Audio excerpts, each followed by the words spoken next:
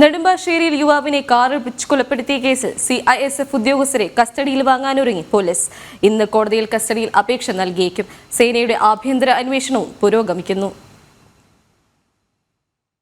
നെടുമ്പാശ്ശേരിയിൽ യുവാവിനെ കാറിടിപ്പിച്ച് കൊലപ്പെടുത്തിയ കേസിൽ റിമാൻഡിൽ കഴിയുന്ന പ്രതികളായ വിനയ്കുമാർ, മോഹൻകുമാർ എന്നിവരെ കസ്റ്റഡിയിൽ ലഭിക്കണമെന്നാവശ്യപ്പെട്ട് പോലീസ് ഇന്ന് കോടതിയിൽ അപേക്ഷ നൽകുമെന്നാണ് സൂചന.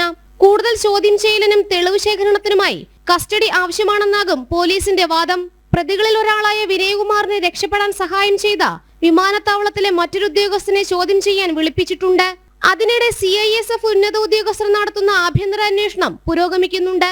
സംഭവത്തിന് പിന്നാലെ സർവീസിൽ നിന്നും ഇരുവരെയും സസ്പെൻഡ് ചെയ്തിരുന്നു. ആഭ്യന്തര അന്വേഷണത്തിന്റെ ഭാഗമായി CISF ഉന്നത ഉദ്യോഗസ്ഥർ കഴിഞ്ഞ ദിവസം കൃത്യം നടന്ന സ്ഥലം സന്ദർശിച്ച് തെളിവ് ശേഖരിച്ചിട്ടുണ്ട്.